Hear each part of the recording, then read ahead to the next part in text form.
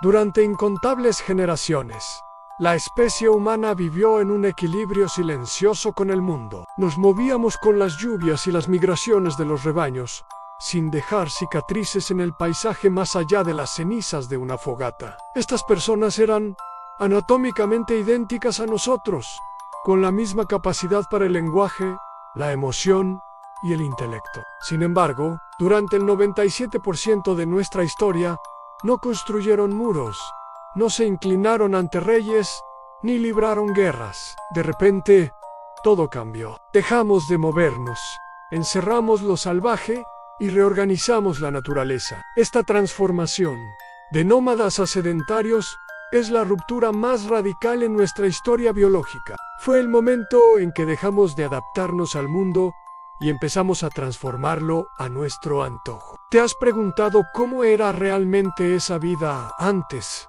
de la agricultura? Sígueme para descubrir más sobre nuestro pasado oculto. Gracias por ver. Los alimentos se consumían poco después de ser adquiridos. Sin métodos efectivos para conservar carne o plantas durante largos periodos, la acumulación era imposible. La riqueza no podía almacenarse y por lo tanto no podía ser monopolizada. Esta limitación produjo un resultado político claro, un fuerte igualitarismo. Las jerarquías de dominación comunes entre otros primates eran activamente resistidas. Si un individuo intentaba coaccionar a otros o acaparar recursos, el grupo poseía una respuesta simple y efectiva: podían irse. En un mundo sin fronteras ni propiedad fija, la libertad se medía en distancia. Durante miles de años en el Pleistoceno, este equilibrio se mantuvo. Las poblaciones humanas permanecieron bajas, limitadas por la capacidad de carga del entorno salvaje. Éramos un depredador que encajaba dentro de la red alimentaria existente en lugar de remodelarla. El clima reforzaba esta condición. La Tierra permanecía en un estado glacial. Las temperaturas fluctuaban bruscamente. Las capas de hielo avanzaban y retrocedían. La inestabilidad ambiental hacía imposible el asentamiento a largo plazo. La Tierra no ofrecía base para la agricultura, hasta que el hielo comenzó a derretirse. Hace unos 12.0 años, comenzó el Holoceno. El planeta entró en un periodo de condiciones más cálidas y estables. En el cercano Oriente, este cambio climático creó un corredor de abundancia sostenida, conocido como el creciente fértil. Aquí, las condiciones naturales trabajaban a favor de la humanidad. La región era el hogar de los ancestros silvestres de los cultivos que más tarde alimentarían a gran parte del mundo. Trigo Emmer, Encon, cebada, garbanzos, lentejas y lino. Estas plantas crecían en densas extensiones naturales. Las manadas de gacelas migraban por estos valles en grandes cantidades. Para las bandas recolectoras que vivían aquí,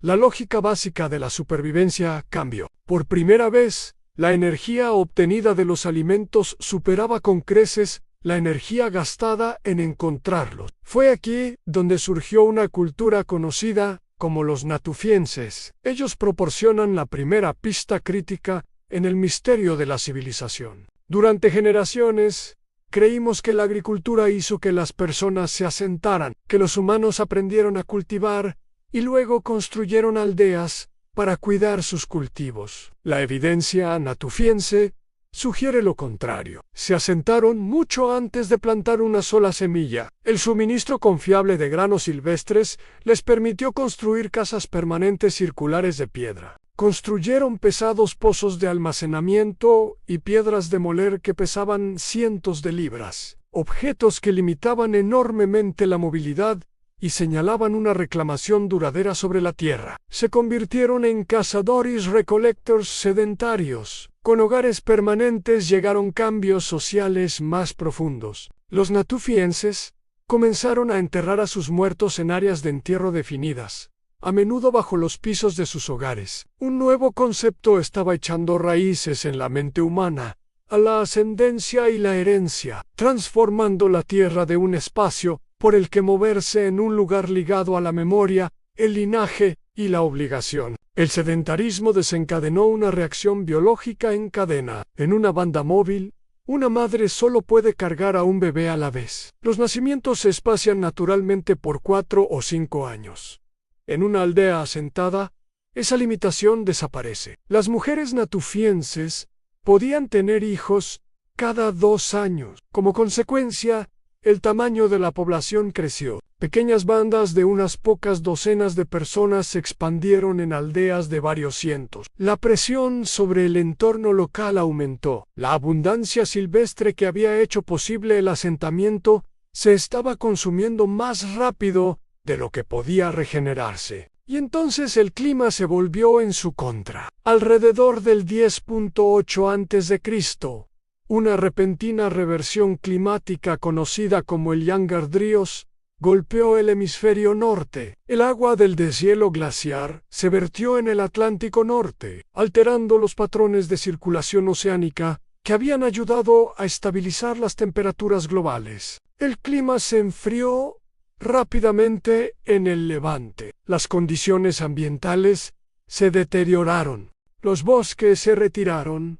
Las praderas se redujeron. Los ciclos ecológicos que habían sostenido a comunidades densas comenzaron a fallar. Para los natufienses, este cambio creó un desafío sin precedentes. La abundancia que había hecho posible el asentamiento permanente estaba desapareciendo. Se enfrentaron a una elección clara. Una opción era abandonar sus aldeas, desmantelar sus grandes comunidades y regresar a un estilo de vida completamente móvil. Pero esto habría requerido una drástica reducción de la población. El entorno circundante ya no podía sostener a tantas personas como recolectores. La otra opción era intervenir. Incapaces de confiar en la regeneración natural del grano silvestre, pasaron a gestionarlo.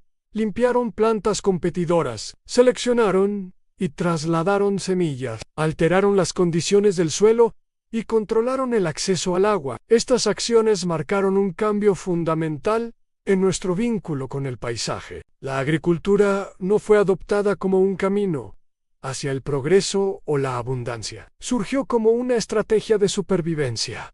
La agricultura no nació de la ambición, sino de la presión, una forma de estabilizar una sociedad que ya no podía volver a su equilibrio anterior. La intervención humana comenzó a transformar la estructura del trigo. Al recolectar y replantar repetidamente estas variantes, los humanos alteraron sin intención la biología de la planta. El trigo domesticado perdió la capacidad de reproducirse de forma independiente. El cambio hacia la agricultura trajo una marcada disminución en la salud individual. Las dietas que antes incluían una amplia variedad de plantas, animales, fibras y micronutrientes, se redujeron a una fuerte dependencia de granos ricos en almidón. La diversidad nutricional dio paso a la uniformidad calórica. El registro esquelético refleja este cambio. La estatura promedio de los adultos en las primeras poblaciones agrícolas del cercano Oriente cayó varios centímetros. También surgieron nuevas tensiones físicas. Procesar grano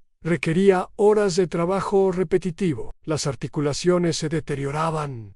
Las columnas vertebrales se comprimían. Las mujeres que realizaban gran parte de este trabajo, a menudo desarrollaban daños crónicos en los pies y la parte baja de la espalda por arrodillarse durante largos periodos en las piedras de moler. Los asentamientos permanentes introdujeron otro riesgo a la enfermedad. Los grupos móviles de cazadores-recolectors rara vez proporcionaban condiciones estables para que los patógenos persistieran. Las comunidades agrícolas sí lo hicieron. Poblaciones densas vivían en estrecha proximidad, a menudo junto a animales recién domesticados. El agua, el aire y los desechos compartidos crearon vías para que las infecciones cruzaran las barreras entre especies. Enfermedades como la influenza, la tuberculosis y la viruela encontraron nuevas oportunidades para propagarse. A pesar del deterioro de la salud y del aumento del trabajo, el motor agrícola continuó expandiéndose. La agricultura producía muchas más calorías por unidad de tierra, sustentando poblaciones más grandes, incluso si las vidas individuales eran más cortas y frágiles. El éxito reproductivo reemplazó la resiliencia física como la ventaja evolutiva dominante. La densidad de población aumentó, las aldeas crecieron, y con ellas llegó un desafío que la humanidad nunca había enfrentado antes: a vivir permanentemente junto a extraños. En paisajes abiertos, el conflicto podía resolverse mediante el movimiento. Si dos recolectores no estaban de acuerdo, simplemente se separaban. Pero en una sociedad agrícola, la separación implicaba un costo mucho mayor. Un agricultor invertía meses de trabajo en una sola parcela de tierra. Su supervivencia estaba ligada a ese suelo. Irse significaba abandonar la cosecha y con ella el futuro. La inmovilidad transformó las relaciones humanas. La tierra era ahora un recurso fijo que se reclamaba, se cultivaba y se defendía. La idea de propiedad exclusiva comenzó a tomar forma, y donde el valor se concentra, la protección le sigue. En Jericó, alrededor del 8000 a.C., encontramos una de las primeras expresiones físicas de este cambio. El asentamiento estaba rodeado por una enorme muralla de piedra y dominado por una torre de casi 9 metros de altura. Durante décadas, los arqueólogos debatieron su propósito en control de inundaciones. Un monumento ritual, un símbolo comunitario. Hoy, la mayoría de las interpretaciones convergen en una explicación más práctica. La estructura protegía los recursos almacenados. En un mundo donde los alimentos podían acumularse, también podían ser tomados. Un granero lleno de grano representaba tanto seguridad como vulnerabilidad. La agricultura no solo produjo alimentos, produjo objetivos. El saqueo reemplazó al deambular. La defensa se convirtió en una necesidad, y la violencia se reorganizó en torno al territorio, el almacenamiento y el control. Tales sistemas requerían coordinación. La construcción a gran escala y la gestión de excedentes no podían surgir solo de acuerdos informales.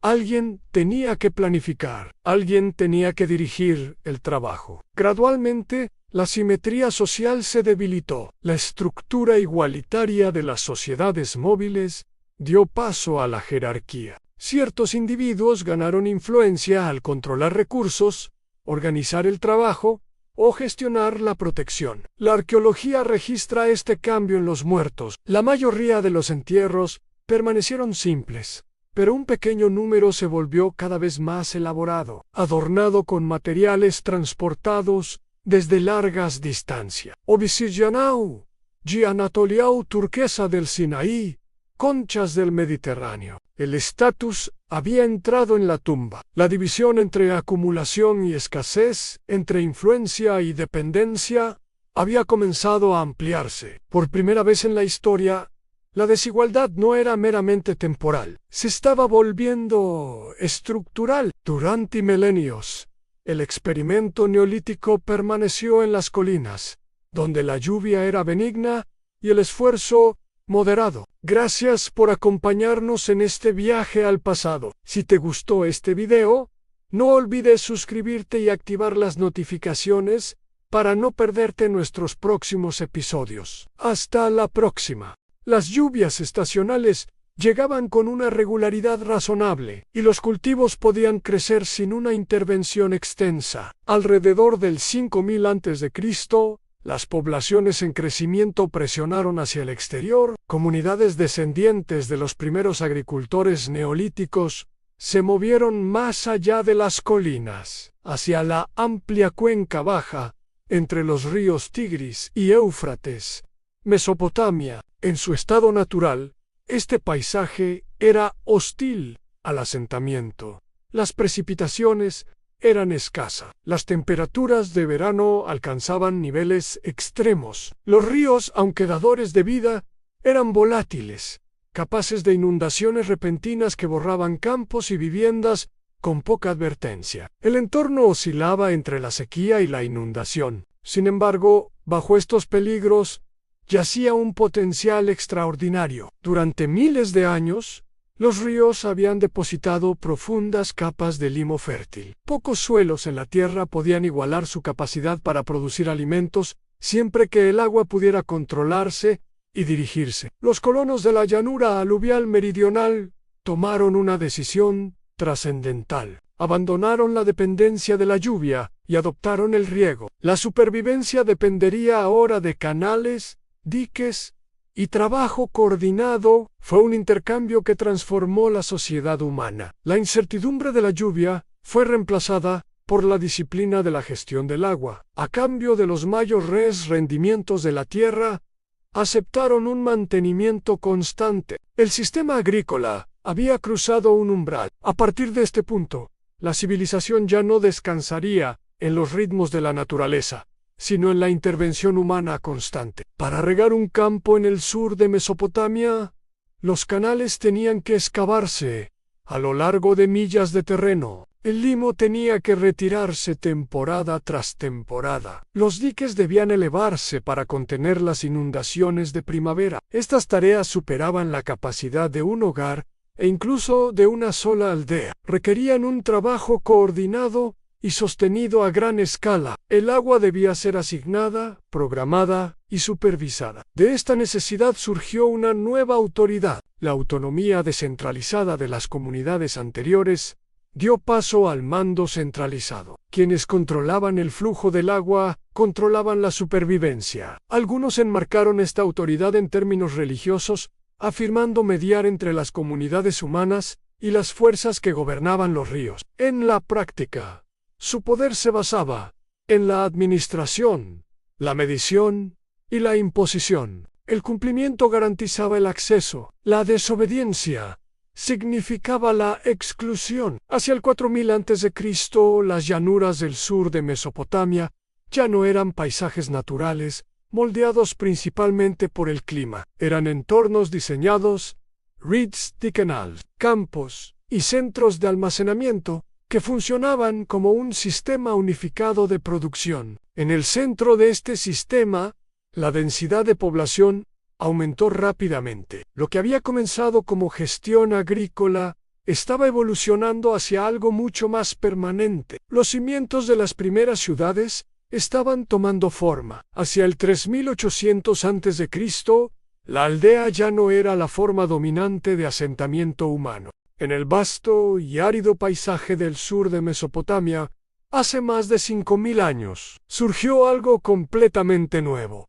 Una chispa que cambiaría para siempre el curso de la humanidad. Esta no es solo la historia de un lugar, sino del nacimiento de la civilización misma. Bienvenidos a Uruk, la primera metrópolis del mundo. Imaginen una ciudad bulliciosa, con decenas de miles de personas, rodeada por una imponente muralla de casi 10 kilómetros.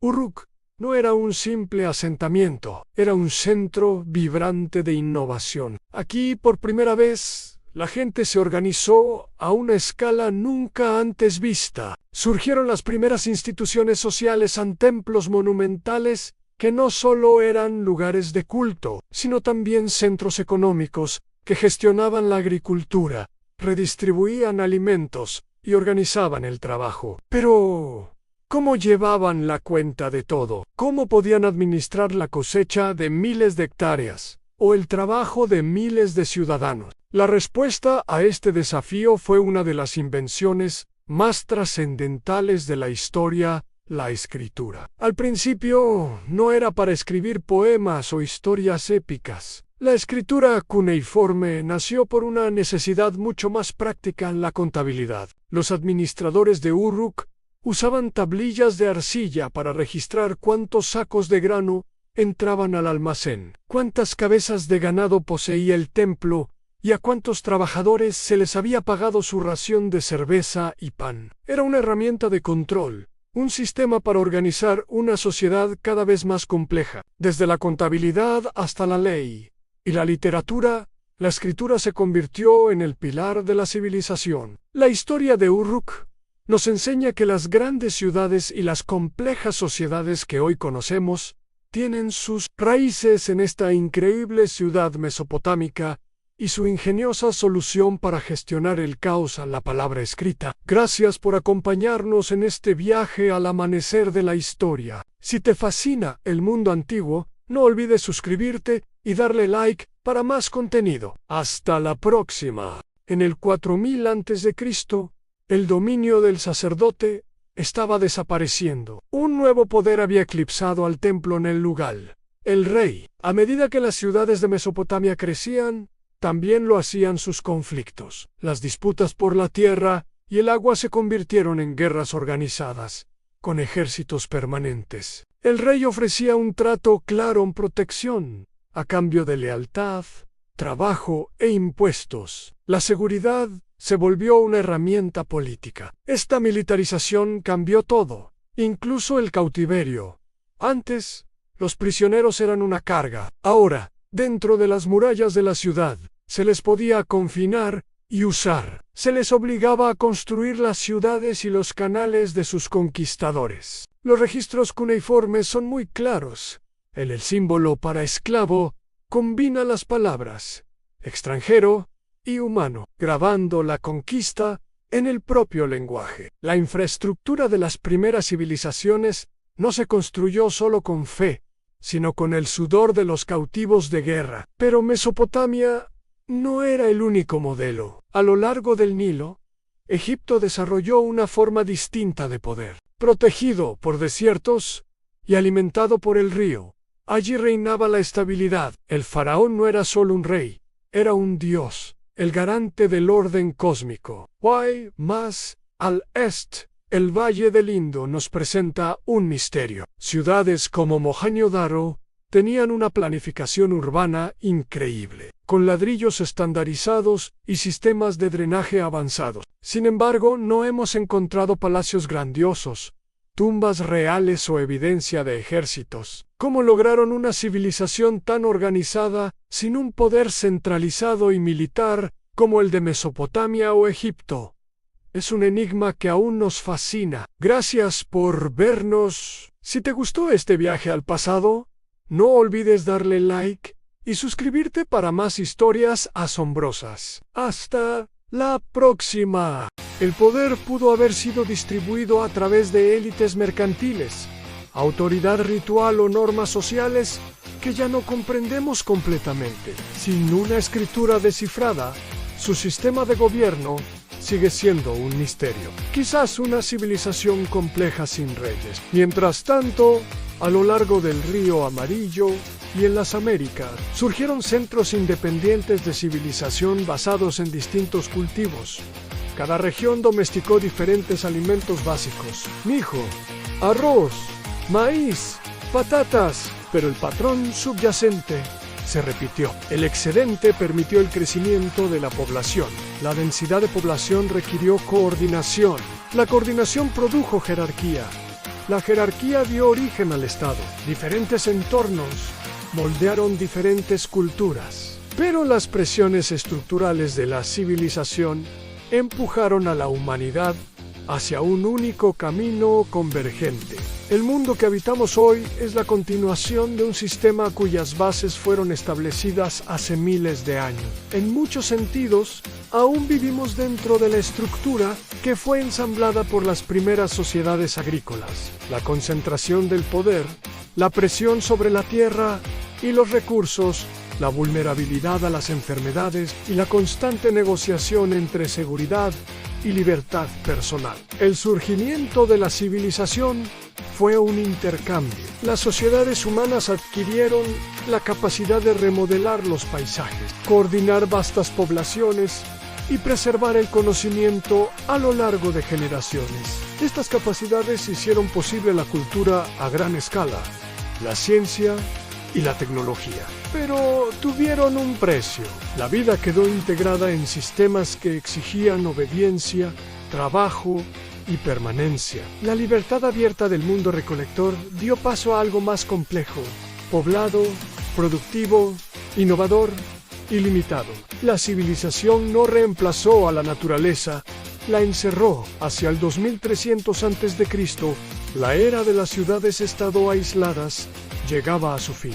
Con la expansión de los centros urbanos, Los conflictos por el control territorial se intensificaron. El poder comenzó a escalar. Si un gobernante podía dominar una ciudad, la siguiente pregunta era inevitable. ¿Cuántas ciudades podían ser gobernadas a la vez? En la ciudad de Akhet surgió un hombre que rechazó los límites tradicionales de la realeza. No buscaba gobernar un solo centro urbano, buscaba unir a muchos en un solo cuerpo político. Mediante la conquista, la administración y la fuerza, unificaría a las llanuras fluviales bajo una sola autoridad. Al hacerlo, creó algo nuevo en el primer imperio del mundo. Su nombre era Sargón, y su historia comienza a continuación.